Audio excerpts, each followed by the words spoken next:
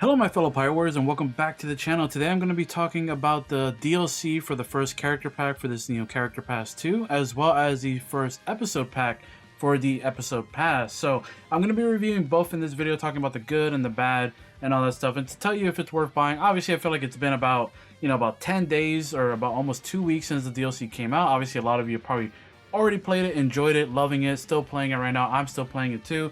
And if you want me to stream this stuff, I am thinking about streaming at least maybe 2 to 3 times a week. So obviously stay tuned to the channel when I do go live. I'm thinking about going live on Tuesdays and Saturdays. We'll see about maybe other times as well.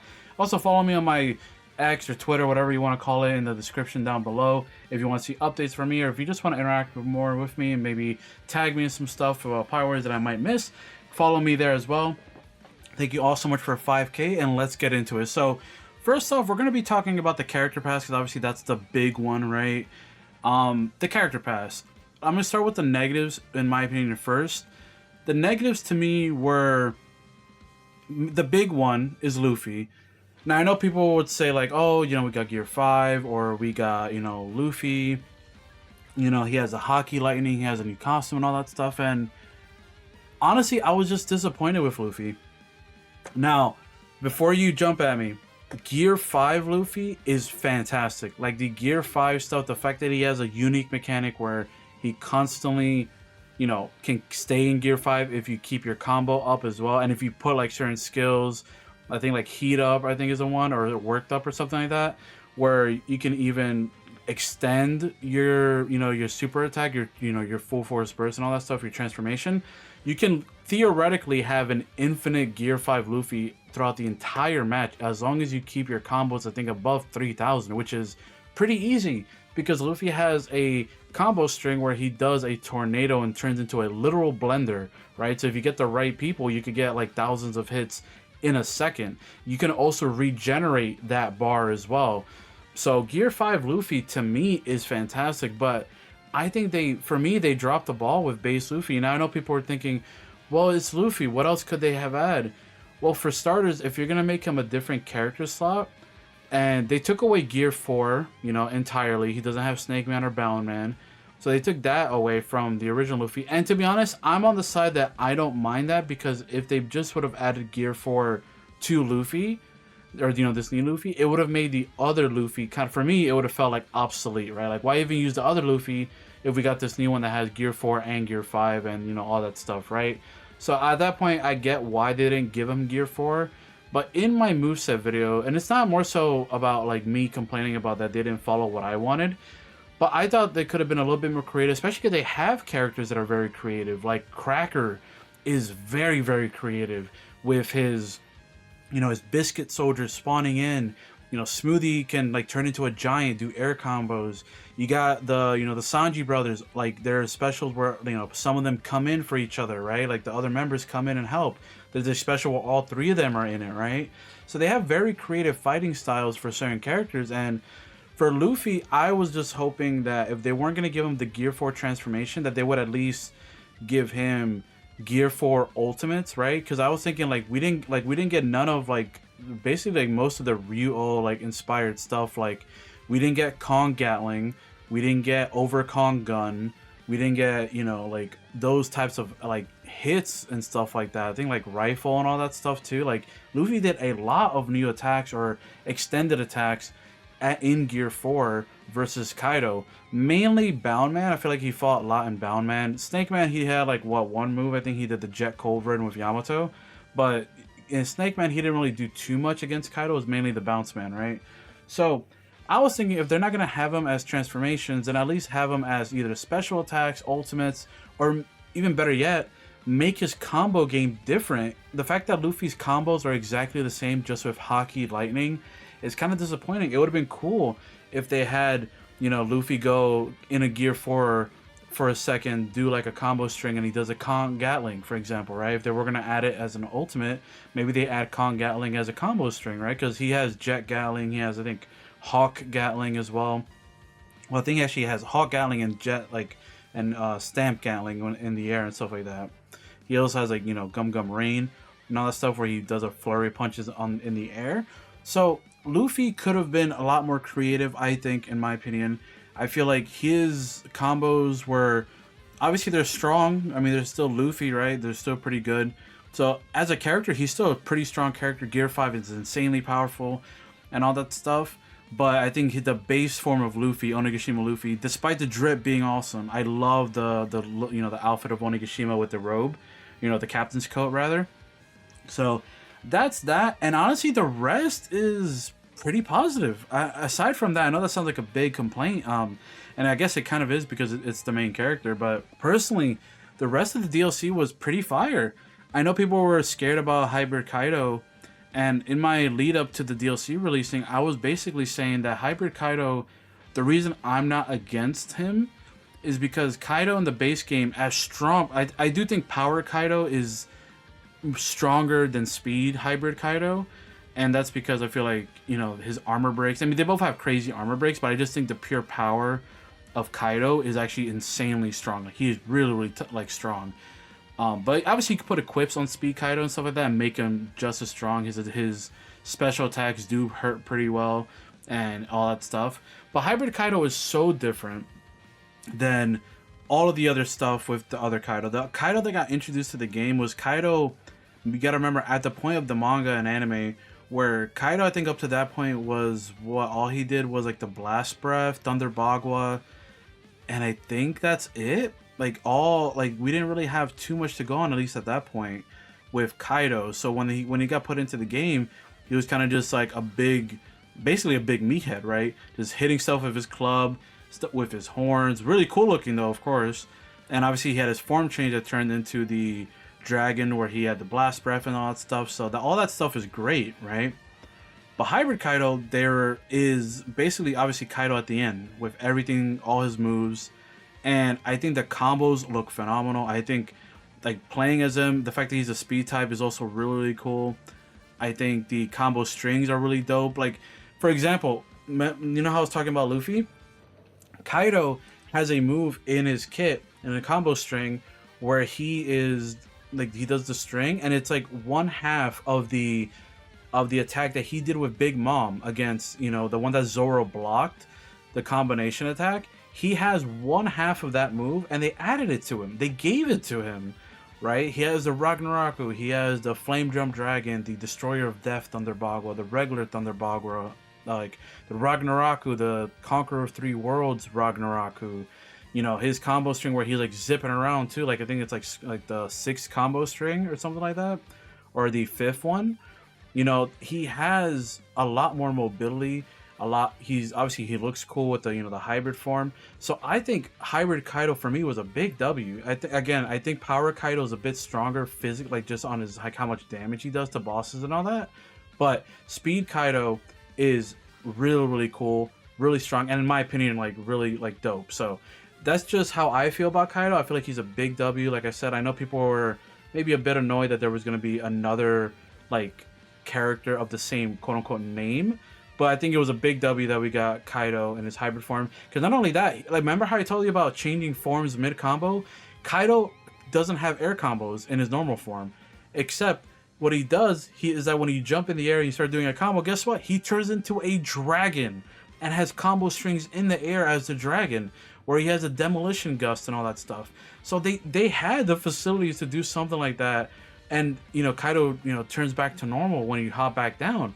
So they have the facilities for that, so that's why it's a little bit frustrating when you look at a character like Onigashima Luffy, where it's definitely clear that it feels like they literally just gave him, because all he has new move kit wise, he has 2 new special attacks, the Red Rock, the Rock Gatling, and then Gear 5. That's it. They obviously wanted to sell you with Gear 5, and again, Gear 5 is worth it regardless, but yeah, Hybrid Kaido, big W. I love Kaido. And then we go move on to Yamato, and Yamato is interesting because I think out of all the 3 characters, I think Yamato has it might be the strongest. I feel like Yamato is really fast. He's a power type, has a form change to a speed type, in the hybrid form.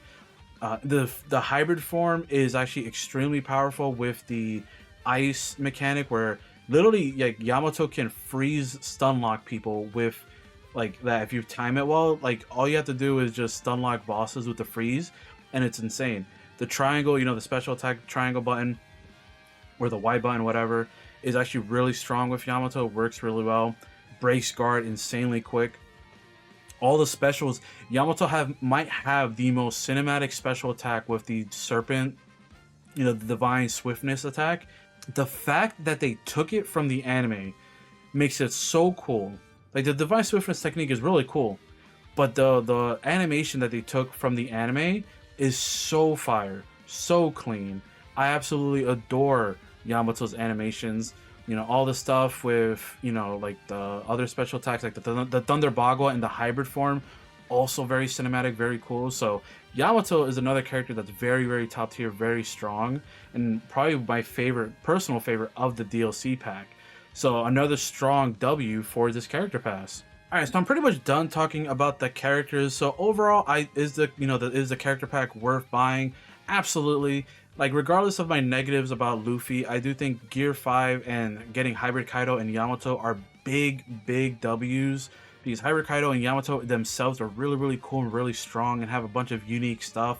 But then on the flip side, you have Luffy, where half of him is basically, the same as old Luffy, but the other half is Gear 5, and Gear 5 has insane specials that do insane damage. The Kaminari special attack is insanely strong. The Bajoran gun is really cool. I like the way it changes the environment, the running animation, the flying animation, the kind of quirky animations. I think they even added a manga attack, because in the manga, I guess some slight spoilers here, Luffy is fighting, or fought Lucci, like, this happened months ago already, but he fought Lucci in Gear 5, and he did an attack where he basically kind of like became a big head from underground. It looked like he was trying to like eat Lucci.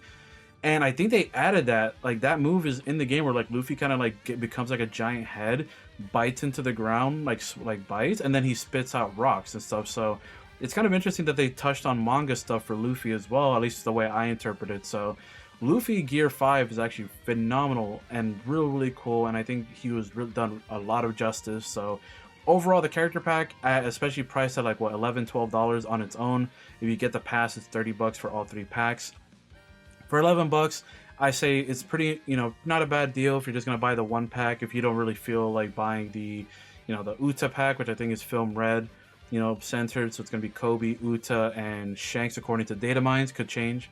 And then the last pack, where I feel like a lot of people are most excited for, is like Gold Roger, Garp, and Rayleigh, again according to the data mine. So that pack, I feel like, is probably the second most hype, or most hype for people. So if you don't want to buy the whole character pass, and let's say you're a big Yamato fanboy or something, or fangirl, I would say like Yamato is actually phenomenal, and this first character pack is actually really, really good. And if you're a fan of it, I would recommend buying it because it's really cool. Obviously, the negative is Luffy, but everything else is a big 2 thumbs up from me personally. Now this one's going to be a little bit quicker because this is just concerning the episode pack. So the episode pack, basically, to get you into it, I don't know if all of them are going to be this way, where this one's theme was Yamato adventuring, and you were basically guiding Yamato throughout these different sections of basically Luffy's journey. We have Marine Forest, Shaboti, we have Wano, and then we have Whole Cake Island. So there's 4 stages, but these stages are basically time attack stages where you're guiding Yamato across these different places, and Yamato searches around, adventuring. You do these submissions and all that stuff. You get some pretty cool interactions and all that stuff. And I think on its own it's like $3, but the episode pack itself fully is $7. So it's not really too expensive. But I get, if you don't want to buy it, I get it. But for 4 missions and for time attack, it was pretty challenging on the first playthrough. They obviously introduced a new soul map with these episode packs as well, so you would want to, if you want to get your characters to limit break, it does suck that they do basically gate upgrading. This is the big negative of the episode pack, is that this new upgrade system with the soul map, they basically gate it behind, at least what I feel like, through the episode pass. Now, I own the episode pass, so I'm not sure if someone can confirm to me in the comment section down below, but I believe you have to buy each episode pack to unlock the next soul map. It is not a thing where the episode pack releases and then the soul map unlocks for free. I believe it's, you have to get, they come out with the episode pack. So, it kind of does suck if it is gated, through DLC, that you can't upgrade your characters. I could be wrong. Let me know in the comment section down below. If that's the case, then, that's fine that the episode pack comes out. But they're basically sectioning these soul map like upgrades through each episode pack that comes out, with the next one being unknown, but I'm assuming it comes out with the Uta Film Red pack.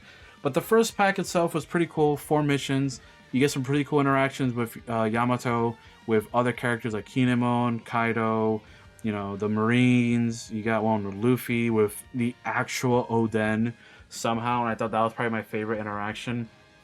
But you know, so there's actually a lot in there that's pretty cool. The big negative again for me are the soul map stuff. So if the soul maps are actually directly tied to the, you know, to those episode packs, and that kind of sucks. And then the second big thing that's kind of a negative is the fact that there are like no new maps, and aside from that, no new missions either. Like, it's just these 4 like stages, and then that's it. You have to wait for the next one. There is no like harder treasure log or anything like that as of yet. And once you do these 4 missions and you grind up the soul map, you're kind of back at, you know, where you used to be with Pirate Warriors, where it's like you did everything you could. Now it's just like you just, you know, take these, you know, now level 24 characters, and then you take them into the hardest stages and see how good they do. So yeah, I think it's, you know, a pretty good pack. I think the time attack stuff was an interesting thing. It does suck that they also didn't bring back any other maps, like, you know, like Fisherman Island or Skypiea or stuff like that. It is just reused maps that are already in the game. Hopefully what I'm praying for in the next episode pack, especially if it's concerning Uta, is that they add, like, you know, the soul air, like, you know, where she brings all the people that listen to her music in her dimension and stuff like that.